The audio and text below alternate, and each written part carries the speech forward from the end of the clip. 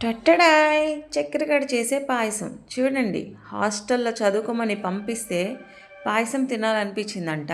వెంటనే స్టార్ట్ చేశాడు ప్రాసెస్. వెనకది ముందు, ముందుది వెనక. ఒక ఆర్డర్ లేదు, ఏమి లేదు. చూసారా? రైస్ కుక్కర్లో పాయసం కాదు హాట్ వాటర్ కెటిల్లో పాయసం చేస్తున్నాడు. అయ్యయ్యో, ఏం ఉడుకుతున్నాయో సగ్గు బియ్యము. దానికి మళ్ళీ నన్ను అడగడము ప్రాసెస్ ఏంటి మమ్మీ అని. 2 గిన్నెలు వేస్ట్. సగ్గుబియ్యం పాలు ఒకదానిలో ఉడికించాడు. రిమైనింగ్ ప్రాసెస్ ఒక గిన్నెలో చేస్తున్నాడు. మొత్తానికి సక్సెస్ఫుల్గా కానిచ్చినట్టున్నాడు అలాగా. వద్దురా, ఎక్కువైపోతాయి, చాలు చాలు.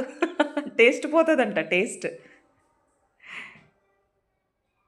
హాస్టల్లో ఉన్న పిల్లలు చేసే పనులు చూడండి. హాట్ వాటర్ కెటిల్స్ అండ్ ఈ రైస్ కుక్కర్స్లో బిర్యానీలే చేసేసుకుంటారు వీళ్ళు. పాయసమో లెక్క. వావ్, బాగుంది నాన్న, చాలా చక్కగా చేసావు. Nice nice. ఫ్యూచర్లో ఇంక నీ పెళ్ళాం బాధపడాల్సిన అవసరం లేదు నాన్న. చక్కెర నాన్న హ్యాపీగా కూర్చొని ఎంజాయ్ చేస్తుంది. ఫ్రెండ్స్కి పెడుతున్నాడు. బాగుందండి. నిజంగా బాగుందండి. చాలా బాగుందండి.